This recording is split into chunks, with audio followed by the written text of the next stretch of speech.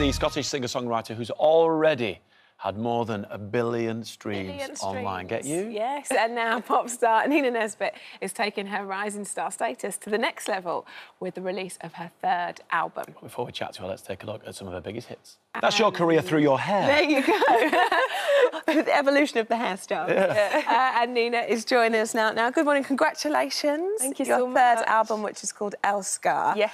Tell me a little bit about the inspiration for the title. Well, I'm half Swedish, half Scottish, and I was over visiting my gran, who's Swedish, and during the lockdown I started learning the language a little bit more, and I was finally able to actually understand what she was saying and hearing about her life, and it just really inspired me to kind of look into that side of my family history. And I got in the studio in Stockholm, and just it kind of naturally happened. So this, what we're seeing now, this footage, is this your hometown? Yeah, this is my mum and my gran's hometown in Sweden. She's an icon. Oh, Whereabouts is it in Sweden? It's a place called Marsta. Right. No one's ever heard of it, but yeah, near Stockholm. OK. Yeah. Been to Stockholm. that must be so special, making, obviously, you're lucky enough to, as we've just seen, shot lots of different music videos before, but to have this special moment must be really nice for you and your family. Well, she actually had no idea that I was shooting a music video. I just brought a VHS and filmed her, and then I presented it to her, and I was like, "You're going to be the star of the show," and she was like, "I'm always the star of the show." Love that. Nice. How did all this start for you? Do you play guitar? Yeah, so I was obsessed with Taylor Swift, still am, when I was 15. And I learned all her songs from a website and taught myself that way, and then kind of got into songwriting through How's your memory? Because earlier on in the week we were saying that kids who learn to play an instrument have a better memory than those that don't. Very questionable. Oh, right. I'm really terrible, so... Anomaly in those obviously not statistics right here on the No stats. Yeah. So what I love about your story is because I remember when, you know, I wanted to be a singer when I was a little one, and my friends did, we would get the... Do you remember the Stage newspaper? And we would look for auditions, and that's how we'd sort of try and get ourselves seen. But for you, it started, I guess, posting videos online. Yeah. How did that happen for you? How did you get discovered? Because obviously lots of people post videos of themselves singing, but how did it sort of really kick off for you? Well, because I'm from a really small village in Scotland that, again, nobody's heard of. There's a bit of a theme here. Come on. It's called Balerno. It's a really beautiful place, but I was very unsure on how to get myself out there. I thought, do I do the X Factor? Do I just do loads of gigs? And I thought starting a YouTube channel was a good way to just put myself out there and see kind of what would happen, and then just went from there, really. And then it did.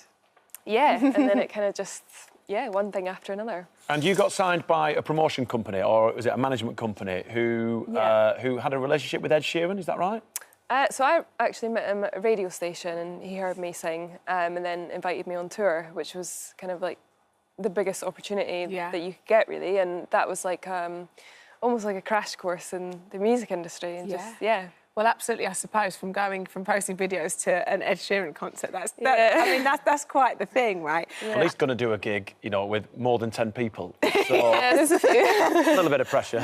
What was it like supporting Coldplay? Because I can just imagine, and, you know, I'm lucky enough to have been at one of their shows before, and it's a spectacle, isn't it? You couldn't really call it a show. It's like an event. Yeah, it's a whole experience. It was last week at the stadium in Glasgow, and it's one that I've kind of grown up going to, and, you know, didn't ever really think I'd be playing it, and I got to open for them, and then he asked me to sing with him, so, yeah, totally surreal. Still can't Well, we've got a clip happened. of you performing with Chris Martin from Coldplay. Oh.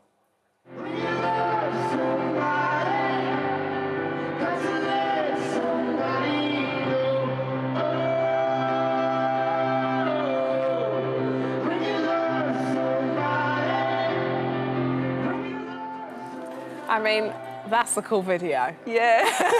That is a very cool video. What was that like?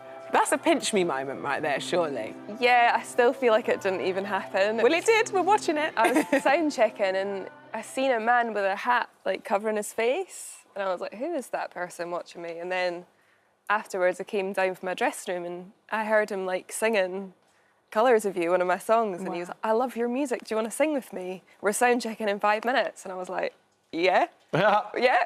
Oh, my goodness. Yeah, so it was a bit of a whirlwind, really. Was it one of those moments where you put loads of friends and family on the guest list? Or just to let you know, I will be performing in the middle of the field or stadium with Chris Martin, so get on the guest list. I wish I had invited more people now, because I didn't obviously know what was going to happen. It was so impromptu. Yeah, a lot of my friends were like, oh, we would have come up. Yeah, I bet. Granny would have come over for that She one, definitely I'm would sure, have. I'm sure. Yeah. You also supported James Arthur on Yes. his US tour. What was that like? Because obviously touring here is one thing, but taking on the US is a whole other beast, right? Yeah, we travelled America in a car for 6 weeks. It was pretty amazing / brutal. Intense. Some interesting motels. But yeah, it was amazing to be back on tour, because obviously for the past couple of years you've not really been able to, and yeah, it's just nice to get back out there. Yeah, and to see the world a little bit, well, sort of back to normal in terms of live events and live gigs, like you say. That industry really felt it, didn't it? Yeah. Nothing could happen, so to be back, I guess, Yeah, must have been felt epic. so good. I had a good laugh with him as well, although he does need to work on his beer pong skills. Ah, okay. Beer pong? He'll kill me for saying that. But... Okay, Yeah. in a beer pong, I like that. Well, he's kind of up against it, really, isn't he? Coming from you being half Scottish, half Swedish, so love a vodka, love a pint. I do. It's a bit of a challenge. He was never going to win. Never going to win. No, so you got a pretty decent aim, have you? I have got a pretty decent name, yeah. Love that. We've gone from music to beer pong. That's how we like it. Reality. So where do we go from here? What's next? So the album comes out on Friday. It's called Älskar, and then I'm going on tour in November, December. Is that nationwide tour? Yeah, UK and Europe. Nice. Yeah. And all the major capital cities across Europe? All the cities, I can't remember them off the top of my head. Paris, They're on the website. Berlin, They'll be somewhere. Sweden, Stockholm. Stockholm, Yeah. Oh, incredible. Oslo. Yeah. What a time you're going to have. You're going to have an absolute ball. Well, good luck. Good luck with Thank the you so album. much. I hope it Thank goes. So you. lovely to see you today. Good to see you. Yeah, awesome. You'll have a blast, I'm sure you will.